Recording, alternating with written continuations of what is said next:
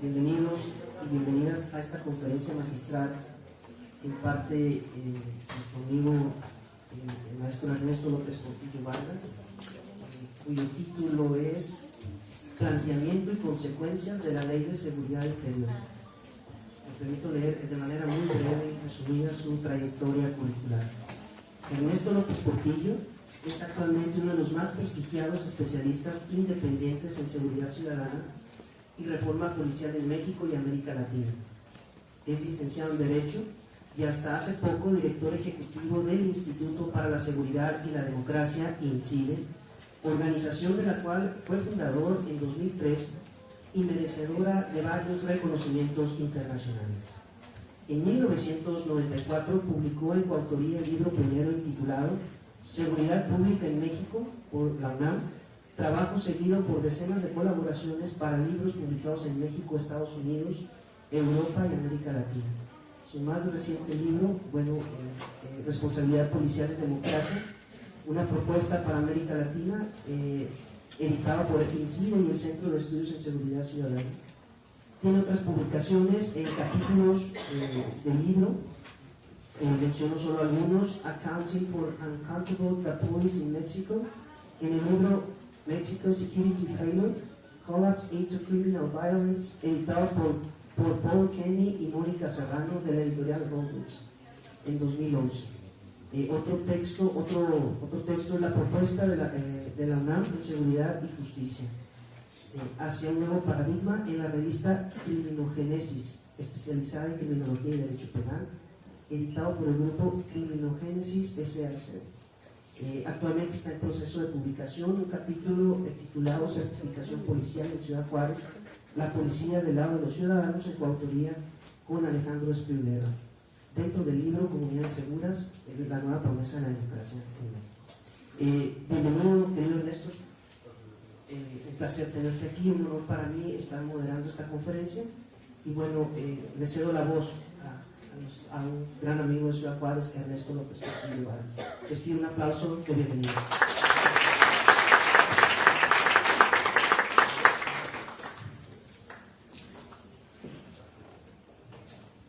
Buenos días a todas y a todos. Muchas gracias por la invitación, por esta oportunidad. Voy a compartir con ustedes varias reflexiones y luego abrimos la mesa y conversamos.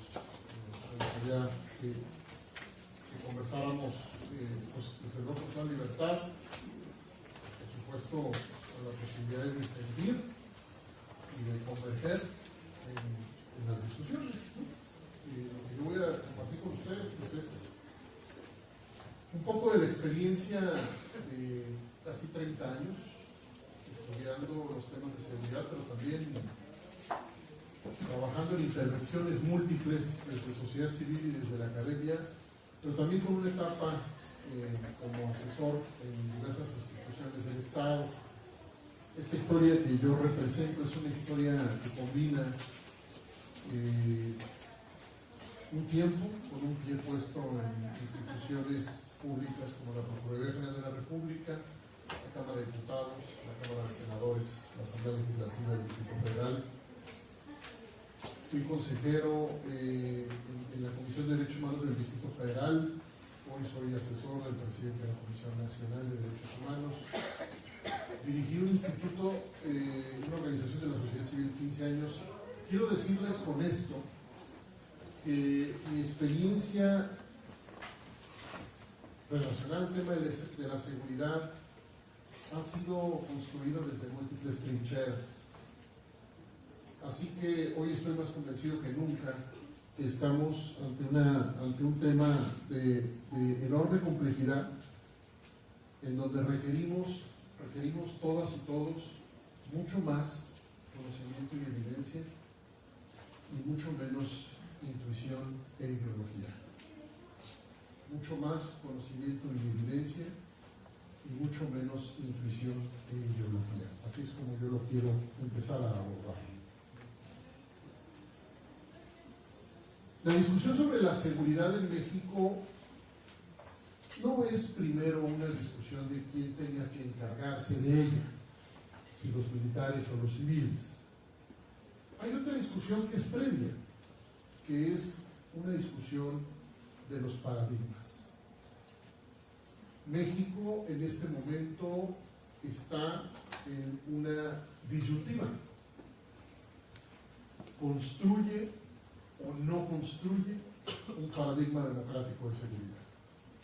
Por ahí empieza la discusión desde mi punto de vista. Lo que está en juego en este momento, la gran pregunta es si este país podrá construir un paradigma democrático de seguridad. Mi primera respuesta es que desde luego no lo hará en el corto plazo y no sabemos si lo hará en el mediano y en el largo plazo.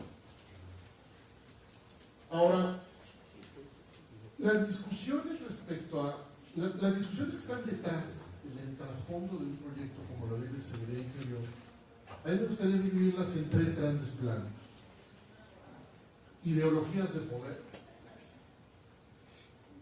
políticas de seguridad, a su vez divididas en políticas autoritarias o políticas democráticas, políticas de seguridad autoritarias a su vez divididas en políticas de seguridad autoritarias civiles y políticas de seguridad autoritarias militares.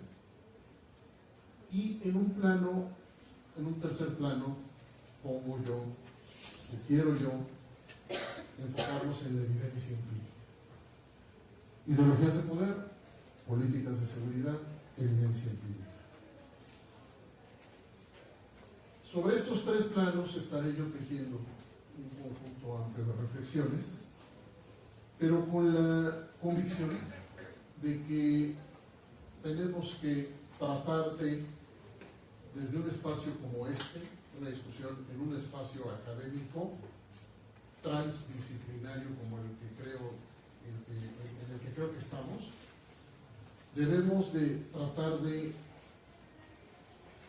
así recoger, atrapar la discusión con la evidencia. Tenemos que usar evidencia, toda la evidencia que podamos. Las políticas de seguridad, les tengo primero una muy mala noticia. A nivel internacional es muy poco posible encontrar políticas de seguridad democráticas consolidadas en el mundo en general. Esto tiene que ver con un impulso autoritario, hegemónico, en buena parte del mundo, donde la seguridad es fundamentalmente entendida como un poder del Estado.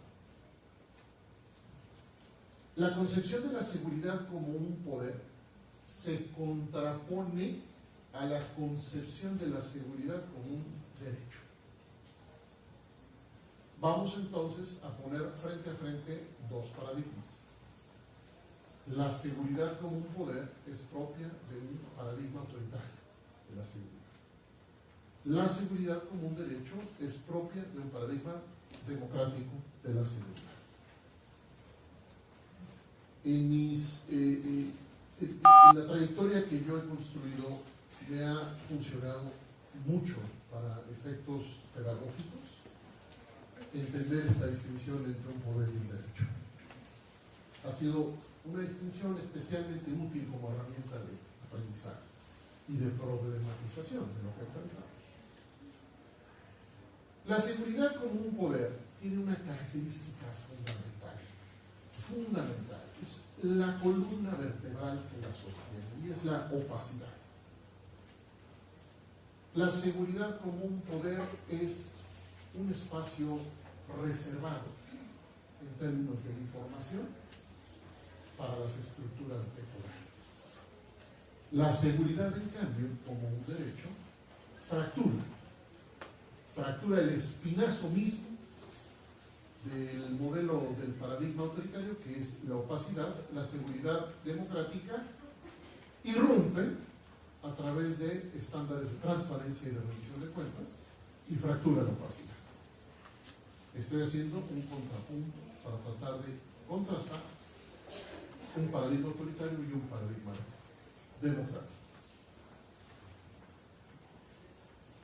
Fíjense ustedes que la legislación de acceso a la información, como todas y todos seguramente saben, ubica la seguridad como parte de las hipótesis jurídicas en donde aplican la reserva de información a juicio de las propias autoridades, siempre y cuando, claro, se pruebe, se demuestre lo que la ley de acceso a la información y transparencia llama la prueba de daño. Es decir, es posible reservar la información y si alguien se inconforma frente a eso, se tiene que explicar por qué se reserva esa información. Bueno, vaya paradoja el hecho de que este país, como muchos otros, en efecto avanzan en sus democracias construyendo mejores estándares jurídicos de acceso a la información, pero dejan a la seguridad colocada en un espacio diferente, como otros temas, pero me concentro en el nuestro, la seguridad. No sé quién de ustedes haya tenido la experiencia de solicitar información formalmente. Levante la mano quien ha hecho solicitudes de acceso a la información. Levanten la mano bien si son tan amables. Más o menos 10. Son como 10 personas las que están aquí, las que aquí pueden decirnos que han hecho solicitudes de acceso a la información. Sería interesante conversar en qué tipo de información se solicita y qué tipo de respuestas se enfrentan. Yo les pongo un caso muy sencillo. La Comisión de Derechos Humanos del Distrito Federal recomendó al gobierno de la Ciudad de México, hace ya varios años, que construyera un auditor externo de la policía en la Ciudad de México. El gobierno de la ciudad aceptó construir. Bueno, algunos hemos seguido o tratado de seguir la información para saber por qué no se ha construido el auditor externo de la policía en la Ciudad de México. Las solicitudes de acceso a la información no nos han permitido saber por qué no se ha construido una herramienta que fue aceptada a propósito de una recomendación de la Comisión de Derechos Humanos del Distrito Federal. ¿Por qué les pongo ese caso? Podríamos poner muchos otros, pero ese caso es especialmente relevante porque yo, junto con algunos equipos de trabajo, hemos propuesto abrir en México una figura que existe en otros países que se dedica a un esquema permanente de escrutinio sobre la policía. Son figuras que con poderes de autoridad, solo Estados Unidos tiene aproximadamente 300 ejemplos de este tipo de organismos públicos, son instituciones que escrutan permanentemente a la policía. La evalúan, la revisan y le entregan recomendaciones de mejora a través de informes públicos. Son instituciones que fracturan la opacidad de la institución policial. Bueno, ese es uno del tipo de instituciones que no hemos logrado instalar en México. Tuvimos una experiencia temporal que ya fue echada para atrás en el municipio de Querétaro, instalando la Dirección General de Auditoría Policial bajo la autoridad del Auditor Superior del municipio de Querétaro. Al cambio de gobierno se echó abajo la potencia, las atribuciones de esta institución que ya empezaba a escrutar a la policía. Termino el ejemplo. Me voy a ir un poquito a lo más abstracto ahorita y les voy a pedir comprensión y paciencia. Les voy a dar otra muy buena noticia. El conocimiento más avanzado sobre seguridad es extraordinariamente difícil encontrar una relación de causa-efecto entre lo que el Estado hace, entre lo que las autoridades hacen y el comportamiento de la inseguridad y la violencia. Voy a repetir y voy a reformular de muchas formas porque esto es bien difícil de aceptar. El conocimiento en materia de seguridad más avanzado comprueba de manera consistente que es extraordinariamente difícil establecer una relación de causa-efecto entre lo que hacen las autoridades y el comportamiento de la inseguridad. Dicho de otra manera, muy pocas veces se sabe qué es lo que el Estado hace con respecto a las consecuencias en materia de inseguridad y violencia. Muy pocas veces se sabe. ¿Y por qué muy pocas veces se sabe? Porque se utiliza muy poca evidencia en este tema. Porque las investigaciones, la evaluación, suelen estar sometidos a la opacidad. Uno diría, pero pues, si no es tan difícil, hombre, simplemente sacamos, por ejemplo, más policías y ya está. O invertimos más en educación cívica y ya está. O invertimos más en cultura ciudadana, o invertimos más en deporte, o invertimos más en ética, etcétera, etcétera. Parece de sentido común. Y con la seguridad pasa un poco lo mismo que con el fútbol. Todo el mundo cree que sabe. Todo el mundo puede decirle a Lionel Messi cómo debió haberlo hecho. La seguridad es muy parecida. Quienes estamos en este tema todo el tiempo nos podemos sentar a tomar un café y escuchar 5 versiones de lo que habría que hacer si hay 5 personas en la mesa. Todos creemos que es un asunto de sentido común. Lo cierto es que las investigaciones enseñan que es todo menos eso.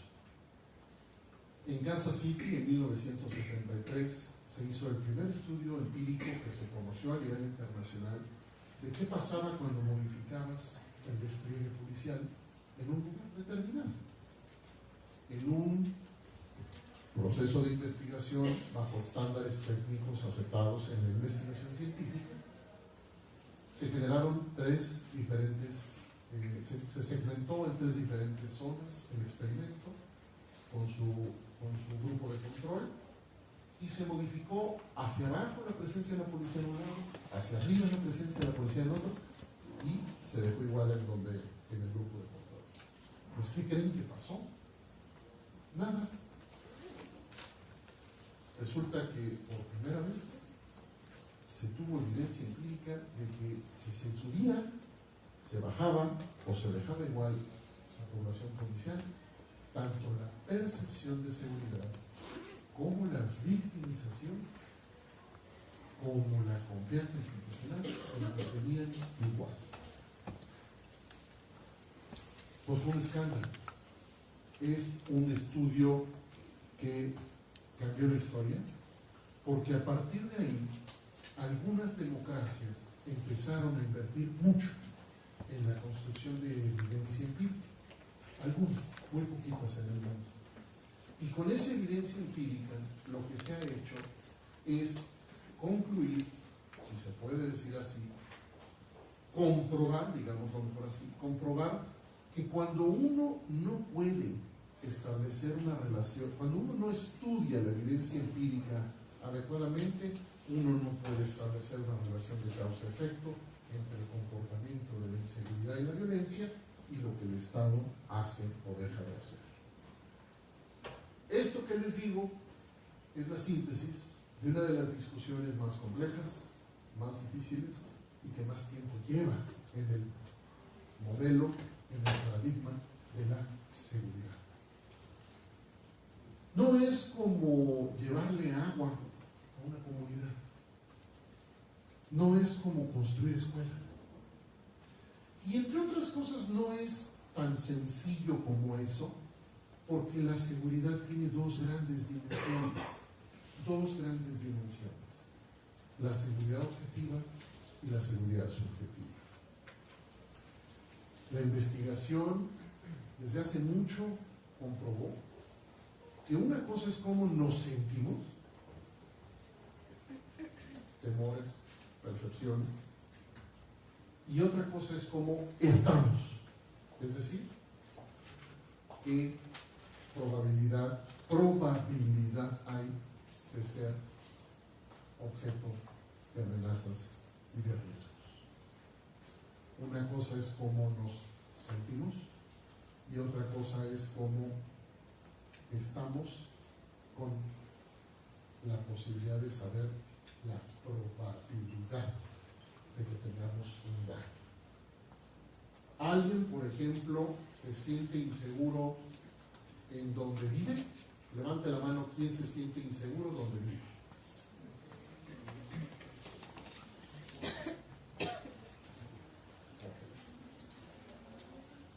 Resulta que las estadísticas enseñan que donde uno frecuenta,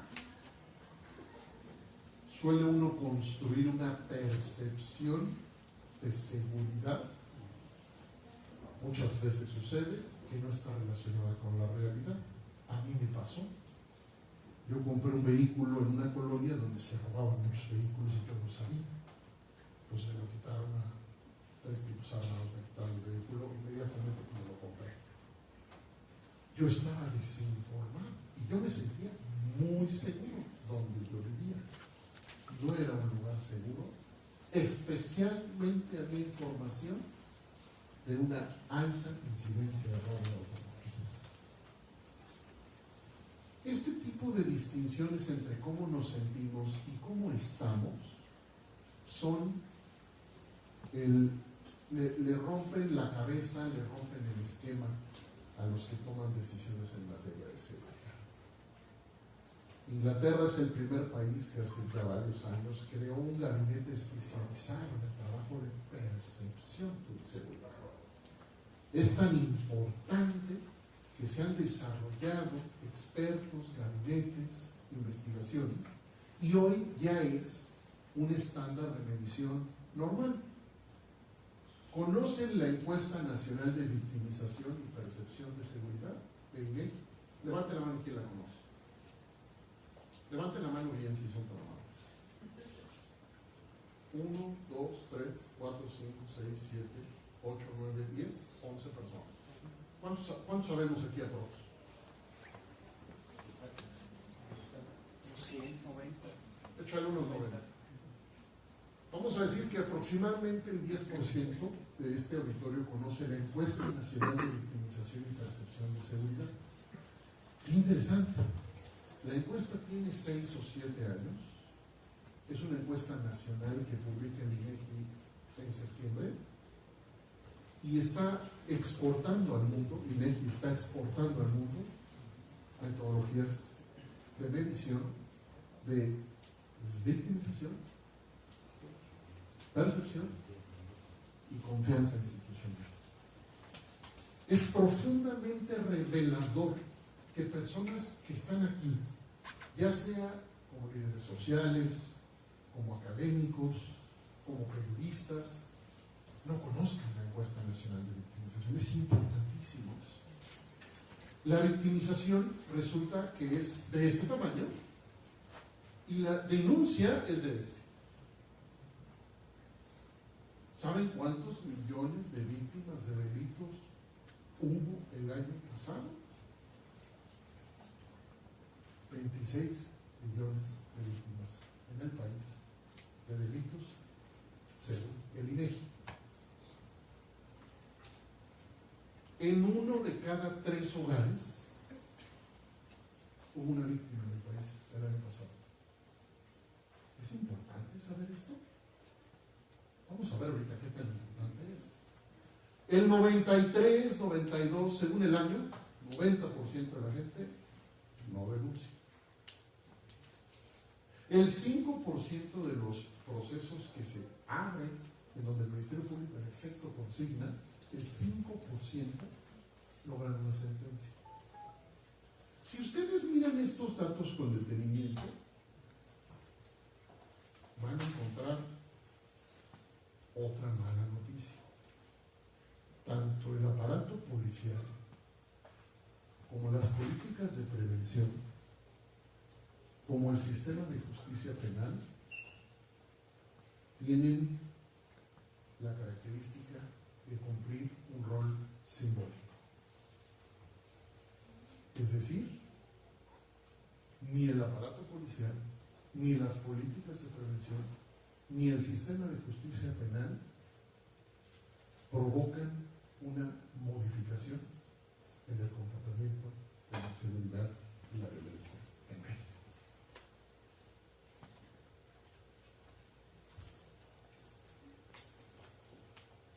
Pues alguien debería decir con toda justicia, ¿y entonces para qué están?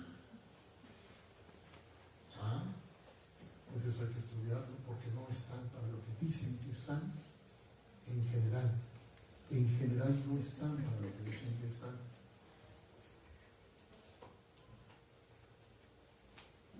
El conteo de delitos del que nos hablan los medios de comunicación y la autoridad todos los días es una representación simbólica de lo que sucede. Ahora, hace 10 años apenas, no existía esta encuesta. Yo los invito a que la vean, porque además cada vez la hacen mejor y cada vez hay nuevas encuestas en este mismo tema, como la ENSU, Encuesta Nacional sobre Seguridad Urbana. Cada 3 meses ustedes pueden abrir el portal de INEGI.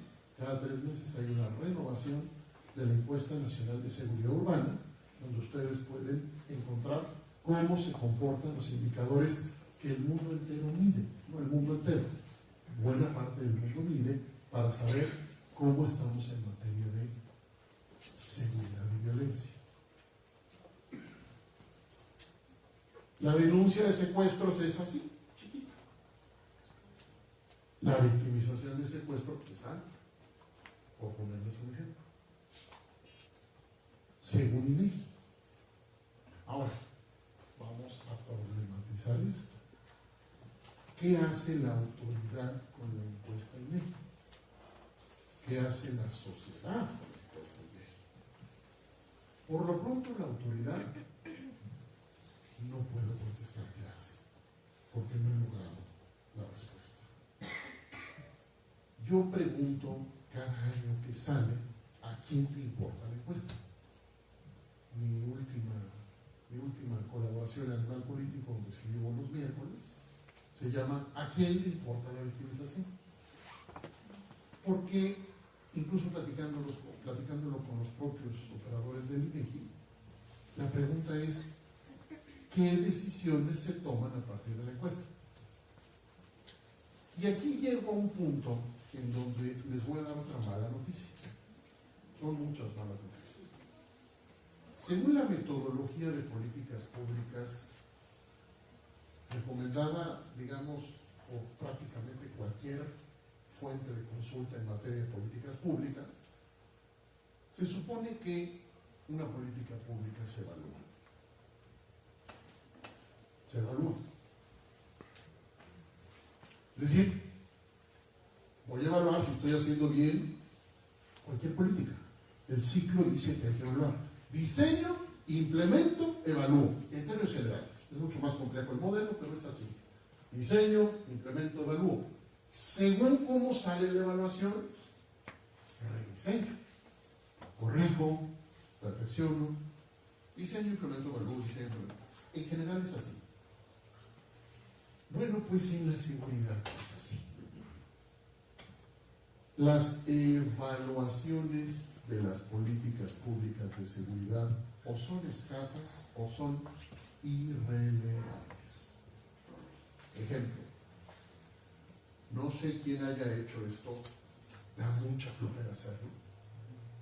Leer los informes anuales de fiscalización de la Auditoría Superior de la Federación.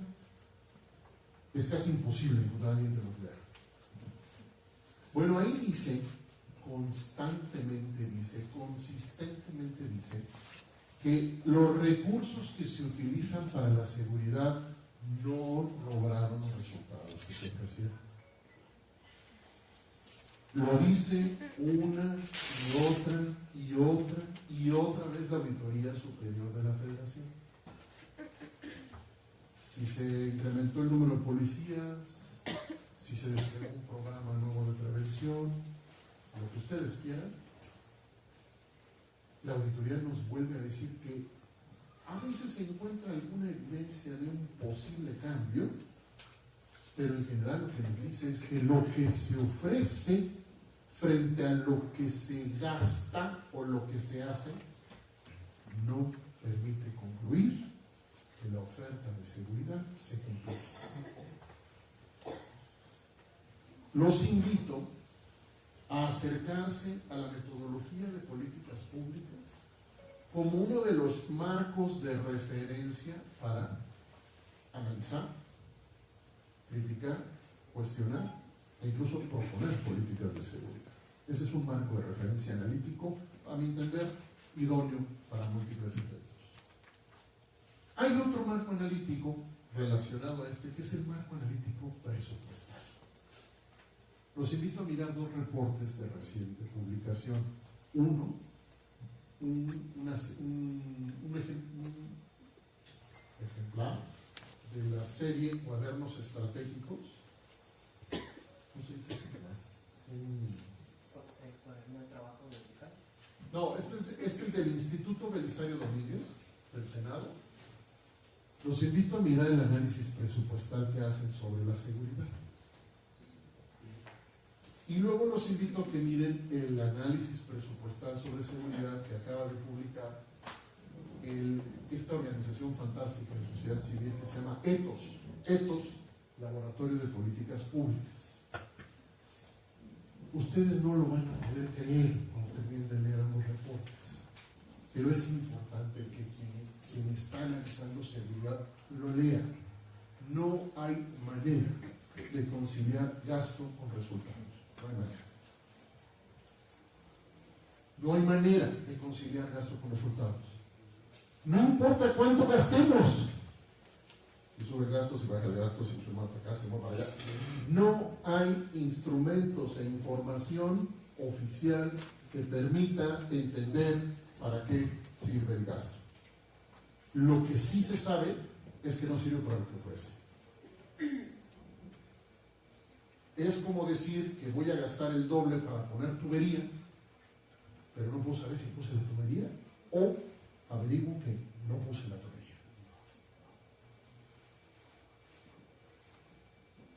El país se encuentra extraviado en materia de políticas de seguridad. Si le hacemos caso a la metodología de políticas públicas y reconocemos que una política pública solo merece ese nombre si es evaluada, y la evaluación permite la rendición de cuentas, en consecuencia podemos decir que nuestro país, en lo general, y salvo contadas y efímeras excepciones, nuestro país está extraviado en materia de seguridad. Así de grave, así de claro lo podemos decir, y las evidencias son queríamos evidencia hace 10, 15 años, hace 20 años, decíamos no tenemos evidencia. Hoy tenemos evidencia por montañas de problema. Podemos hablar de homicidios, podemos hablar de secuestros, podemos hablar de desapariciones, de violaciones graves a derechos humanos, que ya hablaban de ellas. Podemos hablar de extorsión. Y por otro lado, podemos hablar de percepción. Solo dos entidades de la República, solo en dos entidades del país, la mayoría de los adultos se siente segura. Solo dos. Aguascalientes y Yucatán. Ya en Campeche. Esto está en la encuesta de INEGI. 11 entidades del país tienen 75% y hasta 90%, o sea, todos, los adultos sintiéndose inseguros. si de percepción vamos a hablar. En términos de victimización, igualmente los números están a la alza. Ha habido de pronto algunas ligeras reducciones en la tasa de victimización, pero nuevamente la última encuesta muestra crecimiento en victimización. Homicidios. Alejandro Ope, experto en estos temas, calculó que en homicidios podríamos tener 30.000 homicidios dolosos en 2017. Si tuviéramos 30.000 homicidios dolosos en 2017, estaríamos rebasando el peor registro que se tiene,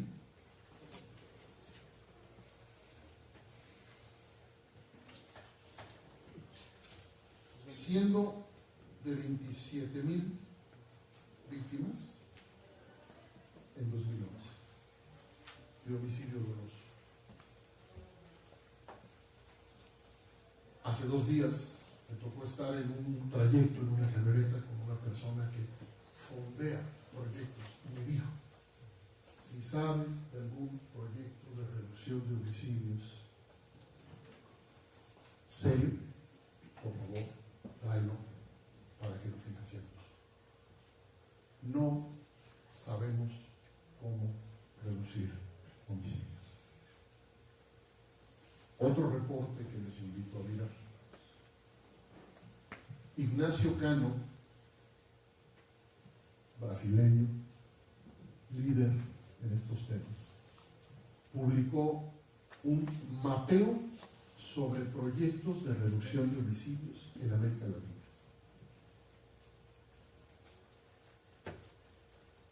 La mala noticia es el homicidio, primero. Pero detrás otra vez el mismo trasfondo, no hay evaluación. Cuando no hay evaluación es porque no hay escrutinio. Nunca lo habrá. Nunca habrá políticas públicas de seguridad democrática si no hay evaluación. Nunca habrá evaluación si no hay escrutinio. Punto. No hay discusión en esto. Ningún país en el mundo construye políticas de seguridad democráticas si no hay escrutinio. Ahora, nuestra violencia es regional. 7 países aportan la tercera parte de los homicidios violentos del mundo. 7 países aportan 1 de cada 3 homicidios violentos del mundo. Brasil, Colombia, Venezuela, Honduras, Guatemala, El Salvador y México.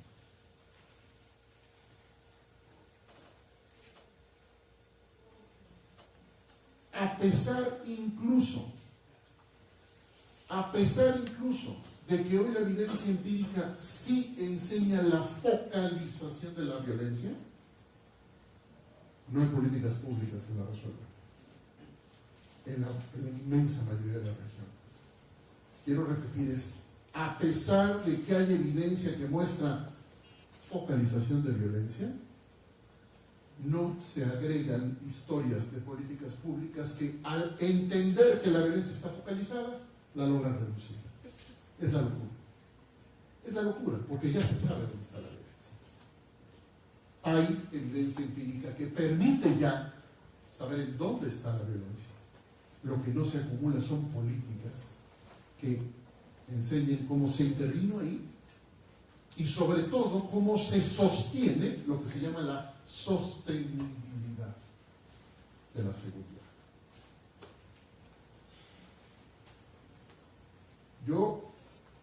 Un amigo me decía el otro día: ¿qué se siente estar en un tema que cada vez está peor?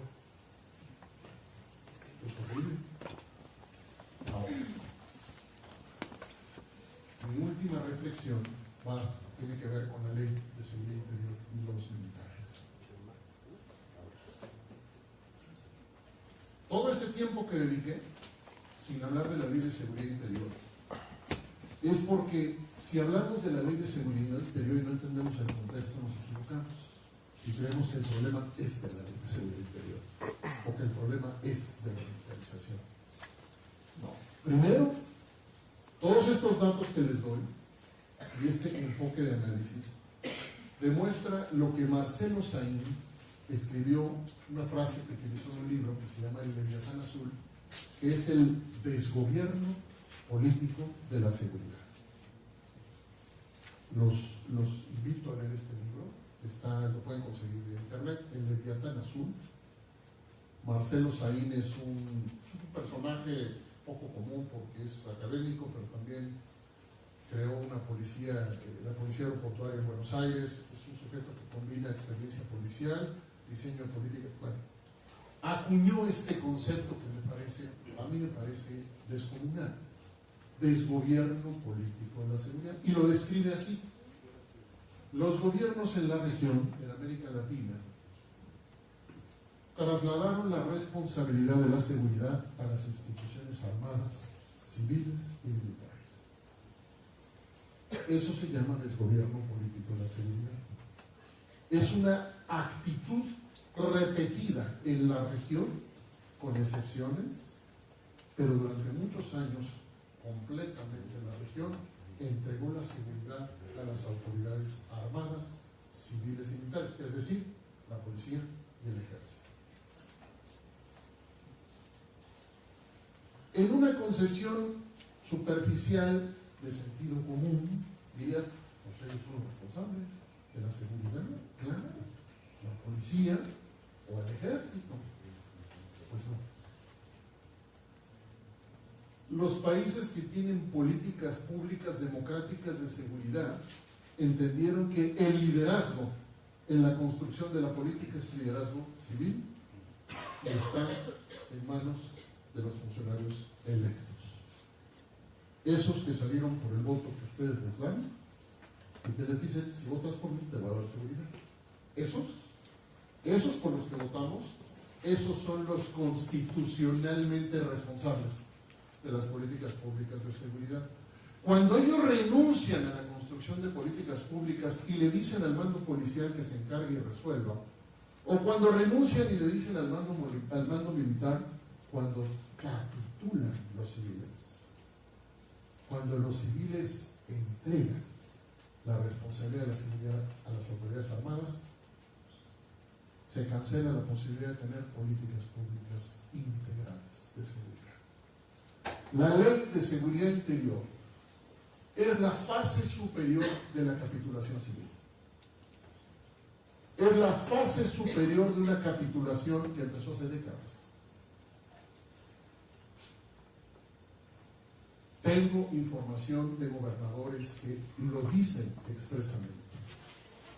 Dicen expresamente que resolverá el ejército el problema. Y tenemos noticias de fuentes confiables de que por mucho la mayoría de los gobernadores apoyan la ley de seguridad interior. No es nada fortuito, es un capítulo superior de una historia en donde las autoridades civiles electas han desgobernado la seguridad, la integraron. Así que cuando uno le dice al mando policial que la resuelva, ¿qué va a hacer? Policía, lo que sabe hacer, políticas policiales, como se les debe llamar. Y si uno se la da al ejército, ¿qué va a hacer? Lo que sabe hacer. Los esquemas de seguridad que han funcionado, que reducen violencia, se les llama multiagenciales. Múltiples autoridades interviniendo en el espacio público o en espacios privados, trabajando con múltiples, eso lo saben muy bien todos, múltiples factores de riesgo, generando múltiples factores de solución. Esto está en reportes internacionales. Vaya, les voy a recomendar otra lectura. Este reporte ya de hace varios años, el informe anual del PNUD, que se llama Seguridad Ciudadana con Rostro Humano. Es un esfuerzo descomunal que le costó mucho dinero a muchos países, incluido el nuestro, en donde los investigadores coordinados por un doctor en Relaciones Internacionales mexicano, Rafael Fernández de Castro Elitano, concluyeron que las políticas de mano dura no funcionan, producen más violencia. Bueno, no podemos encontrar quien haya leído el reporte entre las autoridades. ¿Y entonces para qué hacemos reportes? Pero otro día decía en el Senado, o dejamos de hacer reportes o los empezamos a leer. Es que no paran los reportes. Se acaba de publicar un estudio del Banco Mundial que trae otra mala noticia. La mejora en las condiciones sociales de una población importante en América Latina, con estadística clara, específica y comprobada de una salida importante de gente de las franjas de pobreza extrema, no significó, y la mejora también en condiciones de lo que es el estrato, los estratos medios en América Latina, no significa una reducción de la violencia. Informe reciente del Banco Mundial. ¿Cómo es posible?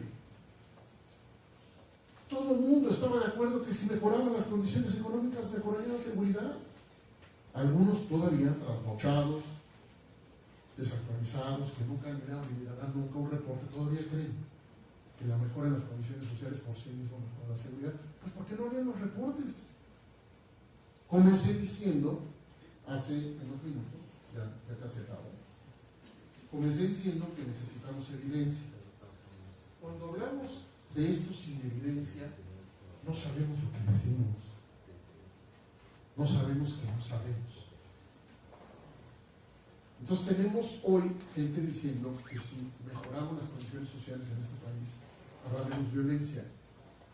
Hay que invitarlos a leer lo que ya se sabe en América Latina.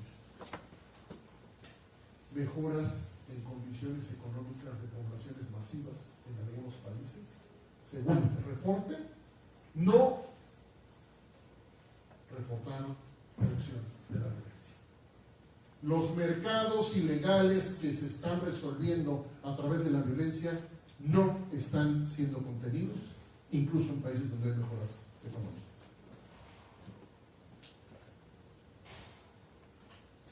La Ley de Seguridad Interior tiene muchos problemas, pero voy a decir uno, que es el que a mí me escandaliza más.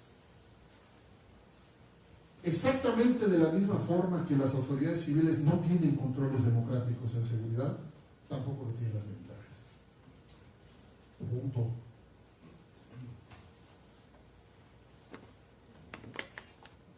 En la ONU se ha discutido que cuando los militares en misiones de paz, por ejemplo, hacen funciones policiales, tienen que entrar estándares de control policial. Pues está padrísimo, nomás que aquí no tenemos los estándares de control policial tampoco. El Instituto para la Seguridad y la Democracia, que dirigí 15 años, está por publicar un estudio descomunal, inédito en este país, que diagnostica el uso de la fuerza de la policía en México. Todavía ni siquiera llegamos a la etapa en la que la policía reporte adecuadamente cómo usa la fuerza. Aunque sí tenemos datos del índice de letalidad, de cómo la policía utiliza la violencia letal. Tenemos datos porque trasciende hasta cierto punto la información de las muertes provocadas en enfrentamientos. Pero no tenemos ni siquiera el estándar de la policía en el país consolidado de reportar adecuadamente cómo se usa la fuerza. La Ley de Seguridad Interior es una puerta falsa, es un salto al vacío. Y lo dije en televisión y lo digo ahora otra vez, no nos va a alcanzar la vida para arrepentirnos si consolidamos en México la militarización de la seguridad. No es un problema de los militares, es un problema primero de los civiles. Es una capitulación civil que deja un vacío de poder que toman los militares. Me pasó un poquito, pero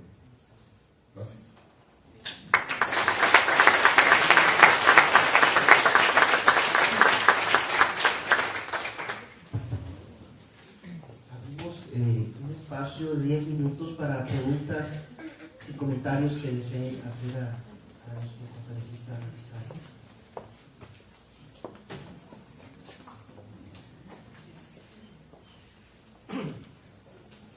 Bueno, a ver, yo tengo una pregunta.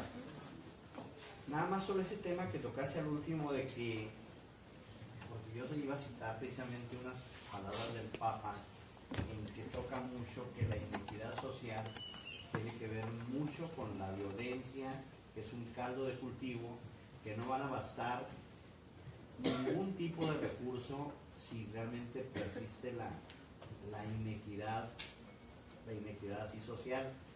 Quisiéramos hablar un poquito, tú hablabas de que hay reportes, no sé si a nivel latinoamericano, a nivel mundial, donde realmente se haya demostrado que si se acorta pues la distancia entre las clases sociales, no disminuye la seguridad. ¿Estás convencido? Digo, hay reportajes muy creíbles, muy objetivos sobre ese tema, porque yo estoy casi convencido de que las situaciones de pobreza y miseria son caldo de cultivo para que se genere e incremente la violencia. Oiga un poco mi pregunta. Bueno, con mucho gusto. En la misma pregunta, que le agradezco mucho, en la misma pregunta que usted hace, hay como varios conceptos que habría que precisar. Estoy tratando de abrir el reporte para darles con precisión el nombre del reporte.